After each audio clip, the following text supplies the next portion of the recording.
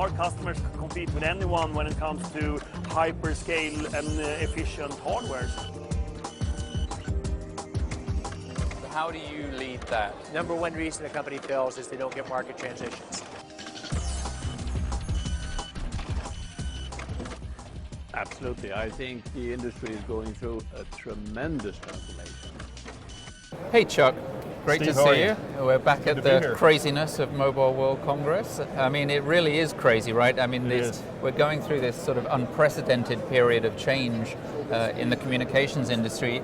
And I guess, one of my main questions for you, Chuck, as the CEO of Cisco now, is what are you doing to sort of help Cisco pivot to stay in sync with the market? Not necessarily from a technology point of view, because we know you spend $6.2 billion on R&D, but from a people and a process and a culture point of view. Yeah. You know, Steve, we're in the midst of this next wave of technology transition, which is fantastic. And I think that we have a history, to your point, of proving that we can adapt to these transitions, and we've led so many of them, voice integration, video integration, the SP space, mobile and fixed convergence. And I think you're right. The technology pieces of this, in many cases, are the easy part. Right. And even for our customers, as we think about this next wave of technology, how people work and the culture and the processes that have to change are the most important, and that's no different for us. Right. So there's a massive sort of war for talent going on right now. Yeah. We live in Silicon Valley, where it's even right in the heart of it. exacerbated. Yeah. And so what we are doing is really trying to take advantage of what our culture has meant historically. We've had a tremendous culture of caring deeply for our employees, caring deeply about our customers. In fact, sometimes when we fall a little behind on something, our customers give us a bit of grace because of how much, how we tend to take care of them, and we Right. really try to think about them first. So now we're focused on trying to create the most innovative employee experience, trying to provide people with career opportunities, and frankly, giving them a chance to have fun. We live in a world that moves very fast, Right. and sometimes people take it a little too seriously. So we're trying to have a good time along the way. Well, I was talking about one of the things which you've done internally. I was talking with Pankaj yesterday, who is obviously, he's decided he's going to retire now, and he was talking about these alpha teams. That was quite an interesting concept. Is that something which is relatively new, and has that been an effective tool to create sort of a sort of satisfied, innovative employee experience? Yeah, and in giving credit to John and Pankaj, they've started this process before I took the job, but I also know how to take things that are working and try to accelerate them and don't break them, right? Yeah, right. And it's great for a couple of reasons. Number one, I think that when you look at our innovation strategy, we can talk about it, but we have our internal innovation, we've got our M&A activity, we got partnerships, we're now doing co-development with customers, and we're trying to be more strategic even with our investment portfolio around the world. And when you look at our R&D, you have to look at people, and everyone's a little different. Some people like maintaining things, and some people like being incredibly creative and thoughtful. And so what Pankaj and the team have done is really figured out, how do I take a team of 15 or 20 or 40, depending on the size of the project, and get them out of the ongoing day-to-day stuff, create sort of a feeling of a startup inside of Cisco, give it the appropriate funding, and just see what they can do. But also give it that infrastructure and cultural support at the same time. All the kind of good best stuff of both that worlds. you can get from being a part of our organization, with maybe cutting out some of the stuff that can drag you down. And it's pretty we've got impressive. some great success right now. Well, I know you do, and he said, oh well, we've got 7 of these things, and products have come out of 2. And I was like, what, you mean there's another 5 products? And he was like, oh yes. And I was like, well, tell me what they are. And he was like, no, I shouldn't have said that. So we know you've got at least another 5 good ones coming. You want me to tell you what they are? It's all right. Tell me afterwards. So. I guess it is a very disruptive time right now, and that was really brought home to me in a conversation I had just after I got here with the chief strategy officer of one of the largest service providers in the world. And he said, listen, Steve, I don't think people really understand this, but actually our goal is that 98% of our network within the next 10 years is going to run on white box hardware, which is actually something which Chambers predicted sitting in that chair last year. I mean, he said, within 10 years we'll only compete with white box companies, and I was like, and I think his handlers were like, because it's the first time he sort of said this. I mean, now we've got, a couple of really big names saying that. Do you agree with that? And how does Cisco make money in a world where only 2% of the products are specialized hardware devices running your software? There are technology trends that occur every year. And the thing, much to this point, will white boxes become prevalent? I don't know. I'll give you my view on how this is going to play out. But I think first and foremost, we have to just stay focused on the fact that no one buys technology for technology's sake. There is a business reason behind it. And I think that whether it's SDN or cloud or white box or whatever they are, we tend to get caught up in the technology transition and we lose sight of what's driving the customer to make that decision. Okay. And so what I'm trying to get our teams to do is understand what the customer's trying to achieve, because I joke in our briefing centers that no customer woke up one day and said, if I could only buy SDN or if I can only buy cloud. Their objective is not the technology. Right. They believe that whatever that technology is helping them, in the case of cloud, with agility, more efficiency, better utilization of their capital, whatever that is. So as I think about this particular issue. Money, essentially. Money, speed, ability to move faster, competitiveness, customer intimacy, whatever those things are, it's important for us to understand what those are so that we can make sure we're addressing that issue. Because if we address that issue, the customer doesn't really care about what the technology is. Or they're going to trust you to take care of that piece for them. Or they'll trust us to take care of that piece. So I think in this case, when you think about what's happened in the service provider space or in the enterprise space, there's been a significant pivot to the operational costs of running these networks.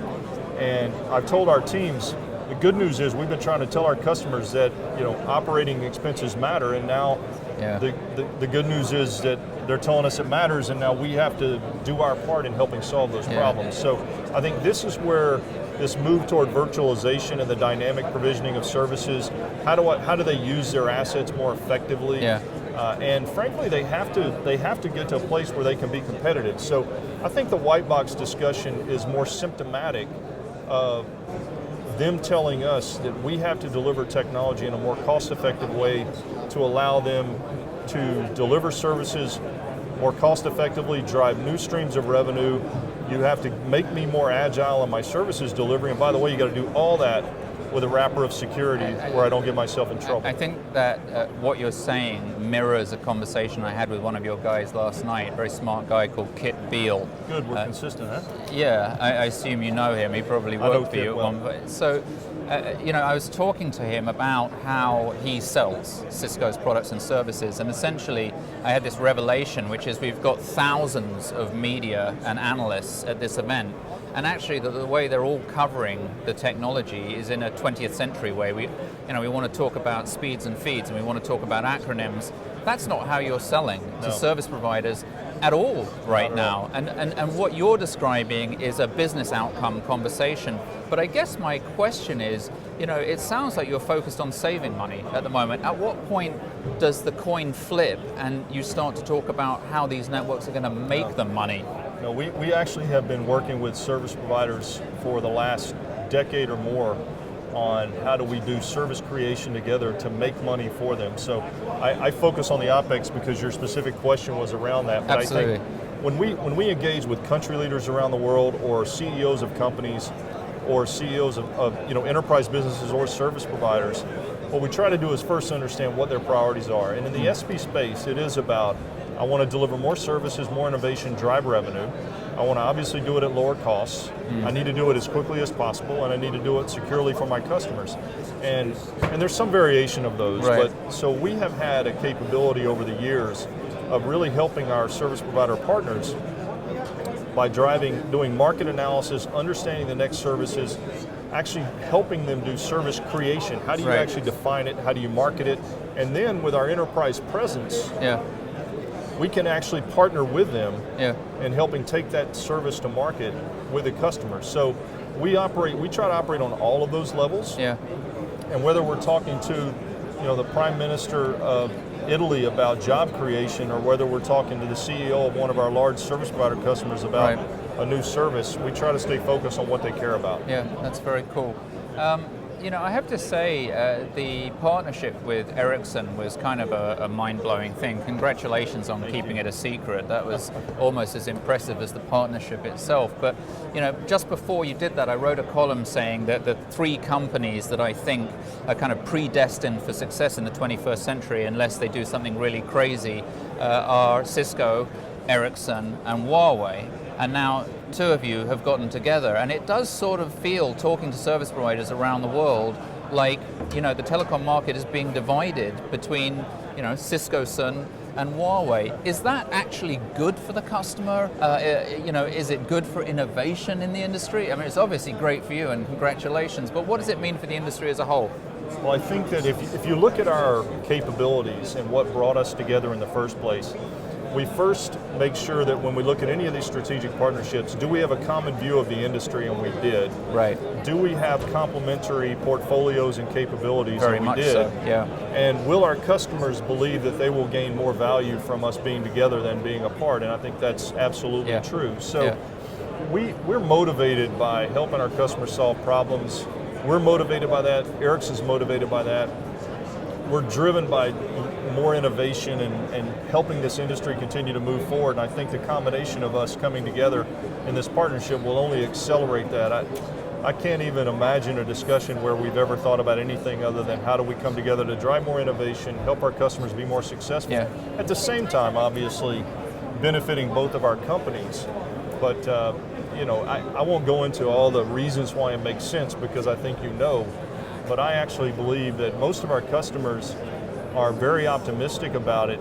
In fact, a lot of the questions I'm getting are around, okay, how deep does it go, and what do you think it is 5 years from now? Are you guys committed to this? Because they believe that there's a great deal of value from this. Well, I also think there's been quite a lot of surprise from a lot of them at how deep the relationship is and how quickly it's arrived. Also, a lot of them are very grateful for the fact that you've really put the cat amongst the pigeons with companies based in places like Finland and New Jersey, where all of a sudden the prices are coming right down. So I mean, there's been an immediate financial benefit, quite apart from the other benefits which they get. And as you say, the jigsaw does fit together extraordinarily well. It really does, and and Hans and Rima and the whole team at Ericsson, they're great people. Yeah, and Ulf we as well. We just look, we have elements of our portfolio that are competitive, and we just know that, and we work through it. When we were building the partnership, we had there's a whole discussion around patents, and we felt like, let's get ahead of this, and we did the cross-patent licensing agreement because we didn't want our customers to ever believe that we were at odds with each other. So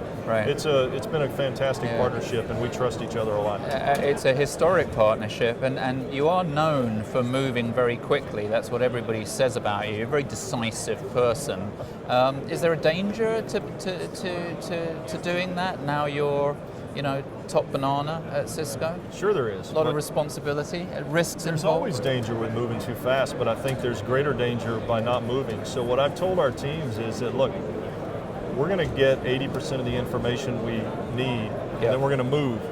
And what they have to be comfortable with is we may move and then come back 6 months later and say, we actually weren't right on this one. Yeah. But hopefully 80 to 90% of the moves we're going to get right. But it's also fail fast, isn't it? I mean, you're trying to live the lessons that you're teaching to service providers as well, and that they're trying to learn as well. I think people want to see decisive action. Yeah. And what I've learned is that a slightly imperfect decision is better than no decision at all when it comes to our teams and just responding to this market. Yeah. Let's talk about one of the big decisions you made. Spend $1 billion on Jasper. It's an IoT play, and IoT is suddenly really a real thing. I mean, we just did a survey on Light Reading asking what our service provider audience was interested in. Gave them 16 options. IoT was number 2, after virtualization, but ahead of cloud. So it's obviously really important. Yes. How quickly will you be able to recoup your investment on Jasper? When does it start turning into a significant part of the business? Because of course you don't break it out right now as a market segment. When you look at the Jasper acquisition, I think that when you step back and look at our priorities are around positioning our customers for the future through IoT platforms, security, analytics, and all those things, and it fits right at the heart of that. They have from a commercial offer, meaning not a platform developed by a customer, it's the largest out there. They have 3,500 enterprise customers who have written applications to take advantage of the data that exists. And I think when you look at our presence and depth in the enterprise, combined with our presence and depth in the service provider, we have a unique ability to bring these two together so that you can really see the value here. So we actually, I think about this as a very long-term play for us. Right. And it's, when we look at the value of IoT and this next generation of connectivity, it's difficult to look at it in the context of just what the Jasper revenue is going to be, because in order to make that come to life, you're going to need routing and wireless and security, and it's just a massive pull for the rest of our portfolio. So we're thrilled about it. There's a great cultural fit. Their CEO is fantastic. He's incredibly humble, and his goal is to actually lead the IoT transition for Cisco, so we're very excited about it. So that was one acquisition. I mean, Cisco's really, its record in M&A is second to none. Are you feeling, are you hungry, Chuck? Are you feeling acquisitive in 2016? We've been pretty active in the last 7 months. Right. And, I mean, I guess my question is it going to continue at this pace? Absolutely. I think that, you know, as we look at innovation, you talked about our internal spend, and we talked about Ericsson and the Apple partnership, which I think you're going to see us have deeper partnerships with very unique companies as this transition occurs, because it's going to bring together industrial giants and technology giants. But our M&A activity, particularly in light of some of the valuations that, the changes in the valuations that we've seen over the last few months. You mean of the smaller companies? Yeah, I think that...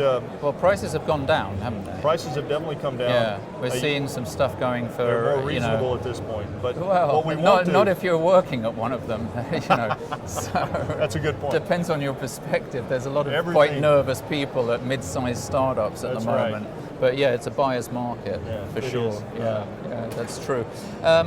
You know, you're very popular at Cisco. I'm not blowing sunshine at you. You know, you've already paid your bills. I mean, you're a very popular guy. Somebody told me at dinner last night that if the employees of Cisco had been asked to vote on who should be the new CEO, you would have won by a landslide. But of course, you know, companies aren't democracies, are they? And it's not a popularity contest. Do you think you're going to be as popular in 5 years' time, say, running Cisco, or do you think that this is a market where you're going to have to make some pretty tough decisions and sacrifice some of that popularity? Well, you know, I'm humbled and I appreciate the notion.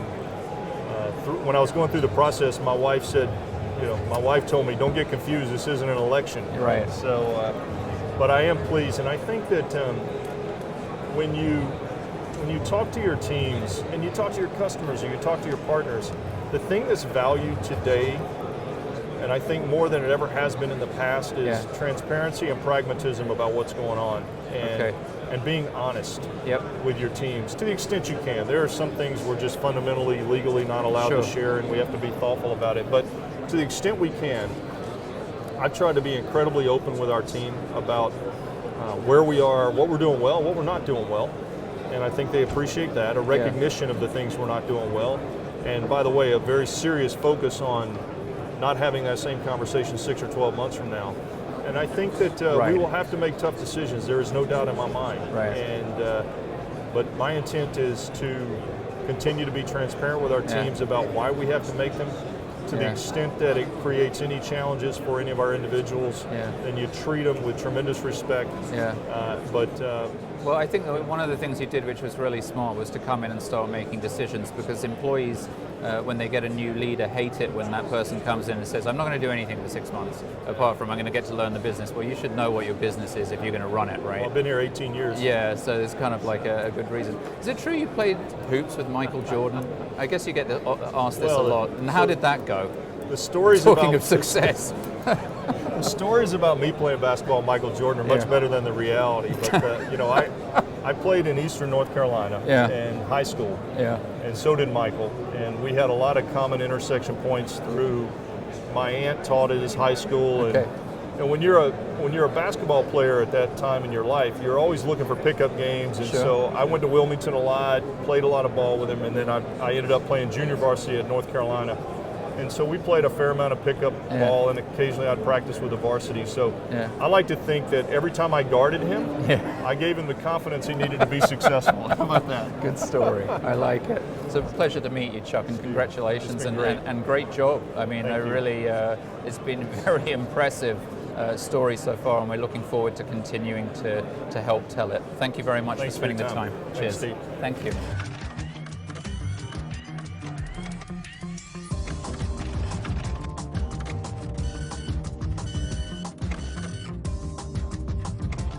Our customers can compete with anyone when it comes to hyperscale and efficient hardware. How do you lead that? Number one reason a company fails is they don't get market transitions. Absolutely. I think the industry is going through a tremendous transformation.